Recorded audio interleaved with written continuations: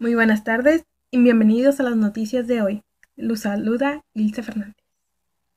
En la sección de educación estaremos con Rebeca Díaz, que nos hablará sobre los conceptos básicos de la acción pedagógica. Vamos con ella. En esta ocasión les hablaremos sobre teoría pedagógica. La teoría pedagógica es una estructura de pensamientos creados con valores y creencias que ayudan a entender lo relacionado con la pedagogía. Está compuesta por dos palabras, que son teoría y pedagogía. Cuando nos referimos a teoría, estamos hablando de un conjunto de ideas que explican una observación sobre un tema. Nos dice por qué hace las cosas y por qué lo hace de esa manera. Cuando hablamos de pedagogía, nos referimos a la ciencia que estudia la educación, hace reflexiones sobre la educación. Para que exista una educación, es fundamental el proceso de enseñanza y aprendizaje. La enseñanza es la transmisión de conocimientos de una persona a otra. El aprendizaje son los conocimientos adquiridos por experiencia, por investigación o porque alguien más te lo enseñó. Para que entiendan mejor este tema de enseñanza y aprendizaje, tenemos la opinión de la profesora de la escuela Tijuana Suchi, la profesora Flora Abigail Page. Continuando con los educadores de la antigua Grecia, vamos con los sofistas. Fueron un grupo de pensadores griegos en los que destacan Protágoras y Gorgias. En sus características, estaban convencidos de su capacidad para transmitir conocimientos en todas las ramas del ser humano. Pretendían impartir una preparación que formara discípulos capaces de destacar en la vida pública. Fueron los primeros en hablar de la idea de contrato social como origen y fundamento de la sociedad. Ellos cobraban por su enseñanza. Son los creadores del arte retórico. Tenían como disciplinas fundamentales la retórica, que es el arte de la persuasión a través de la palabra, la oratoria, que es el arte de la elocuencia, y la dialéctica, que es el arte de refutar y discutir. La revolución sofista no fue una revolución formal, fue una serie de innovaciones de contenidos de muchas áreas de conocimiento. Trajo consigo el desarrollo de la epistemología, la ética, la psicología, la estética, la teoría de la religión y la sociología y las ciencias políticas. Otro pensador fue Sócrates. Colocó el primer término los problemas humanos y combatió las ciencias puras. Formó una escuela y estuvo rodeado por sus discípulos hasta su muerte. Uno de sus alumnos fue Platón. En sus características, su enseñanza pretende orientar a las personas en la búsqueda del bien y de la justicia, convencido en que la virtud puede enseñarse. La virtud es un bien supremo para el ser humano. Para Sócrates no existe felicidad sin virtud. Es la condición necesaria y suficiente para la felicidad. El método para aprender a conocer a uno mismo se puede enseñar y es la famosa mayéutica socrática o arte de dar a luz. La mayéutica socrática es un método filosófico de investigación y enseñanza. No se puede hacer lo justo si no se le conoce, pero también es imposible dejar de hacer lo justo una vez que se le conoce. Lo único que hace falta para que las personas sean virtuosas es enseñarles en qué consiste la virtud verdadera. Los dejo con una frase célebre de Sócrates. Solo hay un bien, el conocimiento. Solo hay un mal, la ignorancia. En la sección de historia, Marlene Hurtado nos recordará los puntos más importantes de las primeras civilizaciones humanas. Vamos contigo, Marlene. Hola, buenas tardes. En este momento hablaremos de las primeras civilizaciones humanas: Hebrea, India y Egipto. En el 2000 a.C., Hebrea, a los padres les correspondía enseñar los conocimientos elementales, costumbres, conducta, transmitir las tradiciones nacionales y tradiciones religiosas.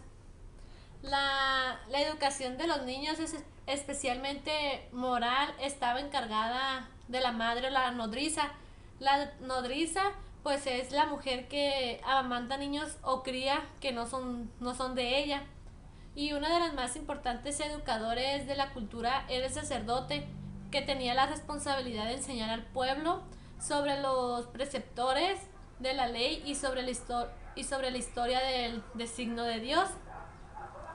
Igual en el 2000 antes de Cristo, en India, la educación se entendía como un proceso de perfeccionamiento de carácter liberador de la ignorancia.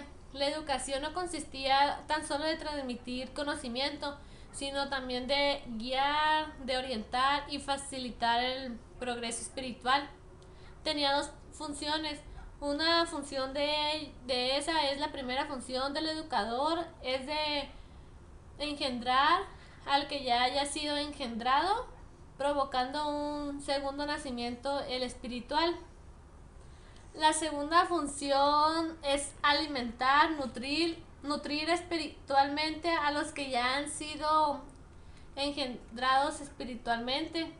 En el 3000 antes de Cristo, la escritura jeroglífica fue la primera manifestación de ideas. Antes los textos tampoco no tenían signo de puntuación. ¿Y cómo estaríamos en la actualidad si trabajáramos o entregáramos trabajo sin separar uno, porque no iba a llevar un orden? Los alumnos eran mayores de 11 años y nosotros a esa edad ya íbamos saliendo de la primaria. Ahora hablaremos de un pensador muy importante de la Edad Media, Santo Tomás.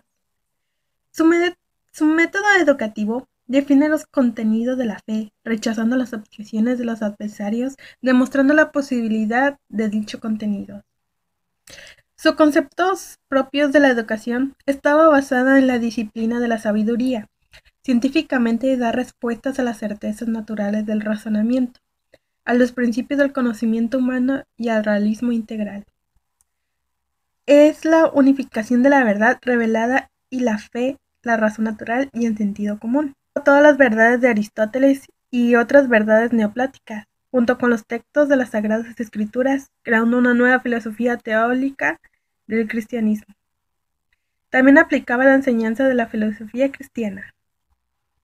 Él buscaba analogías entre lo natural y lo sobrenatural, esclareciendo la fe. Él decía que las contradicciones entre la razón y la fe no son más que apariencias. Él plantea que la fe se cree en la autoridad divina y la razón que se basa en la demostración son diferentes, no deben confundirse, tampoco son contradictorias entre sí, pues las dos proceden de Dios. Gracias por habernos acompañado. Mañana estaremos con nuevas noticias. Se despide con ustedes, Ilse Fernández. La otra es educación monástica. Estaba dedicada a la educación del clero, para formar monjes y sacerdotes al servicio de la Iglesia Católica. Accedían los hombres de diversas clases sociales. La pedagogía monástica no fue un proyecto de estudios o normas educativas ideadas por algún pensador.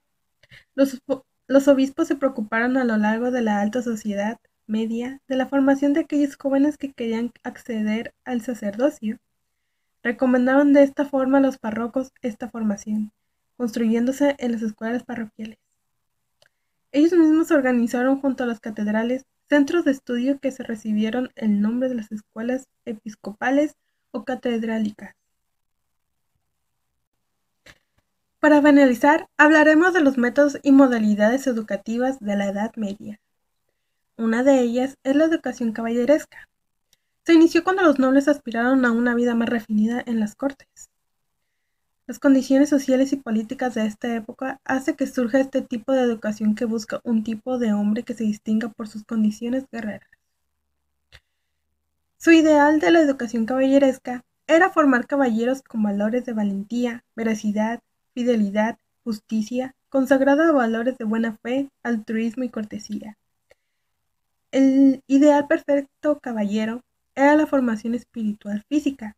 Estos deberían ser intachables sin temor, virtuosos, sociables, expertos en armas, protectores, fieles a su Dios, a su dama y a su Señor.